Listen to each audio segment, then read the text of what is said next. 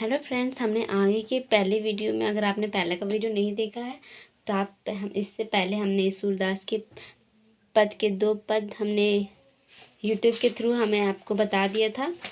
तो आप वो वीडियो को देख ले, उसके बाद ही ये वीडियो देखें ताकि आपको आगे का वीडियो समझ में आए। तो आज हम पद तीसरा पढ़ेंगे। तो चलिए स्टार्ट करते हैं। हमारे हरि हारिल की लकड़ी, मन क्रम बचन नंद नंदन उर, यह दृढ़ करी पकड़ी, जागत सोवत स्वप्न दिवस निसी, काना काना जकरी, सुनत जोग लागत है ऐसी, ऐसो जो करे ककरी, सो तो व्याधि हमको ले आए, देखी सुनी न करी, यह तो सुर तिन ही ले सोपो, जिनके मन चकरी। शब्दार्थ: हरि मतलब ईश्वर श्री कृष्ण, हारिल मतलब एक पंछी जो सदैव अपने पैरों में लकड़ी लिए फिरता है, दृढ़ करी पकड़ी मजबूती से पकड़ा हुआ, पकड़ना, दिवस नीति दिन रात, करई ककड़ी मतलब कड़वी ककड़ी, मन चक्री मतलब जिसका मन स्थिर नहीं अर्थात चक्री की तरह घूमता रहता है, जकरी मतलब रटती रहती है, सु मतलब वह, व्याधि मतलब रोग, और करी मतलब भोगा। प्रसंग: प्रस्तुत पद्यावतरण महाकवि सूरदास जी द्वारा रचित सुर सागर में संकलित भ्रमर गीत में उद्धव संदेश नामक खंड से उद्धृत है। उद्धव के माध्यम से श्री कृष्ण के निर्गुण उपासना का उद्देश्य सुनकर गोपियां अत्यधिक दुखी है। गोपियों ने उद्धव की योग साधना को कड़वी ककड़ी की भांति और अपने कृष्ण प्रेम को दृढ़ एवं सच्चा बताते हुए सगुण उपासना के प्रति अपनी अटूट आस्था एवं विश्वास व्यक्त करते हुए कहती है। व्याख्या: है उद्धव, हमारे लिए प्रभु श्री कृष्ण हारिल की पंछी की लकड़ी के समान है। जिस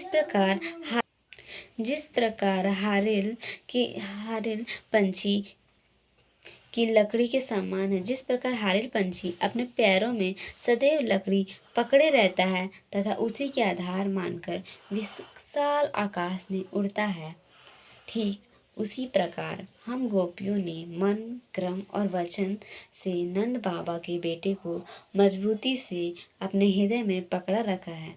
हम जागते सोते स्वप्न में दिन रात बस काना काना ही रटती रहती हैं। ऐसे में हे उद्धव, तुम्हारी योग ज्ञान की बातें को सुनकर ऐसा लगता है जैसे कि कड़वी ककड़ी खा ली हो, अर्थात तुम्हारा योग ज्ञान कड़वी ककड़ी की तरह ग्रहण करने योग्य नहीं है। तुम तो हमारे लिए ऐसा रोग लेकर आए हो जिन्हें ना कभी हमने देखा सुना है और ना ही कभी उसका भोग किया है।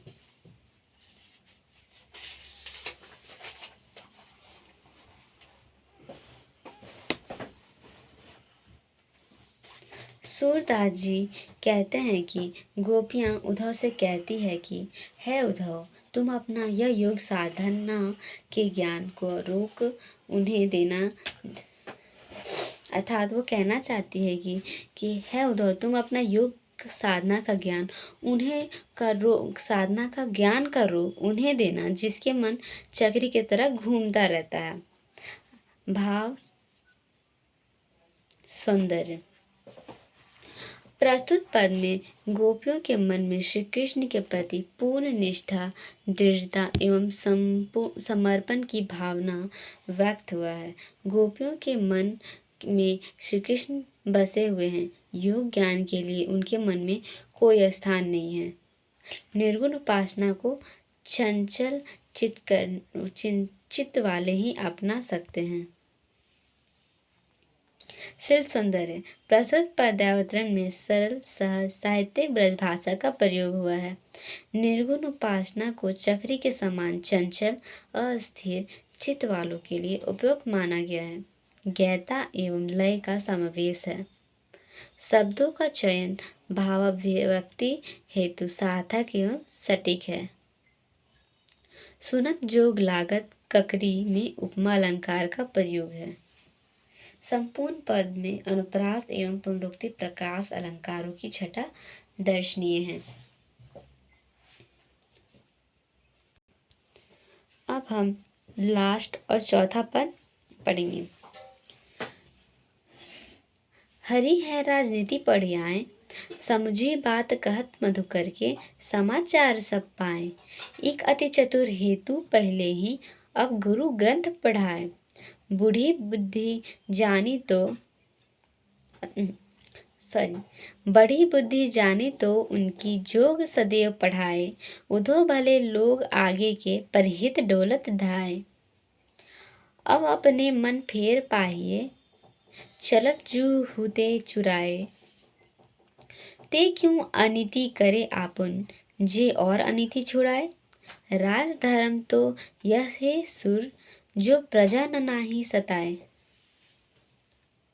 शब्दार्थ: मधुकर मतलब भौरा, उद्धव के लिए संबोधन किया गया है।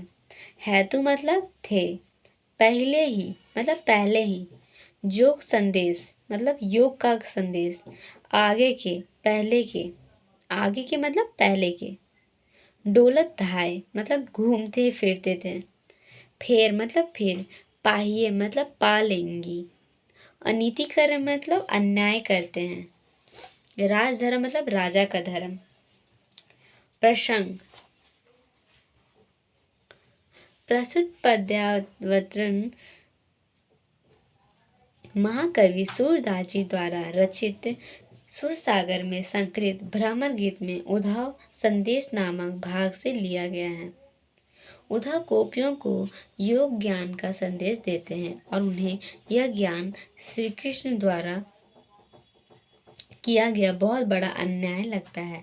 मधुकर के माध्यम से गोपियों उद्धव को संबोधित करते हुए वे श्री कृष्ण को राजनीति का पंडित बताते हुए उनकी बुद्धि और अधिक होने का दावा करती है।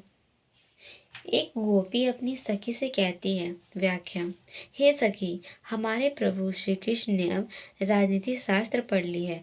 उसमें पूर्णतः ज्ञान प्राप्त कर वे राजनीतिज्ञ बन गए हैं। इसलिए वे प्रेम संबंधी बातों में भी छल कपट का सहारा ले रहे हैं। मधुकर रूपी उद्धव ने योग ज्ञान को से जो बातें कही हैं, क्या वे तुम्हारे समझ में आई हैं? क्या श्री कृष्ण का कोई हाल चाल जान पाए हो? एक तो श्री कृष्ण पहले ही बड़े चतुर थे, जिन्होंने छल कपट से परिपूर्ण प्रेम जाल में हम सबको फंसा लिया और यहाँ हमें तड़पता छुआ छोड़कर अपने आप मथुरा चले गए। दूसरे, अब उन्होंने राजनीति का गुरु ग्रंथ भी पढ़ लिया है। उन्होंने अपनी और अधिक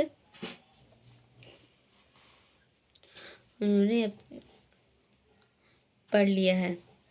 उन्होंने अपनी और अधिक बुद्धि का परिचय देते हुए हम गोपियों के पास योग ज्ञान का संदेश भेजा है। वास्तव में यह उनकी मूर्खता है जो हम सबको योग ज्ञान का संदेश भेजा है।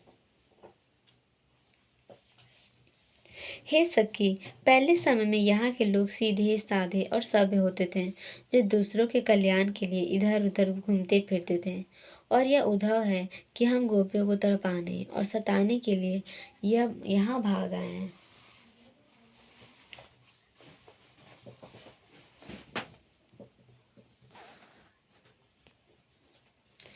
हैं। हम सब उन श्री कृष्ण से अपने उस मन को वापस पाना चाहते हैं जिसे वे मथुरा जाते समय चुपके से चुरा कर ले गए थे, जो दूसरों को अन्याय व अत्याचार से मुक्त कराने में लगे हुए हैं। लेकिन उस श्री कृष्ण से ऐसे नीतिपूर्ण कार्य की उम्मीद नहीं है। वे खुद क्यों नहीं न्यायपूर्ण व्यवहार कर रहे हैं? सूरदास जी कहते हैं कि गोपियां उद्धव को समझाते हुए कहती है कि है उद्धव, राजा का सच्चा धर्म यह होता है कि उसकी प्रजा पर किसी तरह का कोई भी अत्याचार न हो, उसे किसी तरह सताया ना जाए। जबकि श्री कृष्ण ने अपने स्वार्थ के उद्देश्य से योग ज्ञान का संदेश भेजा है। भाव सौंदर्य।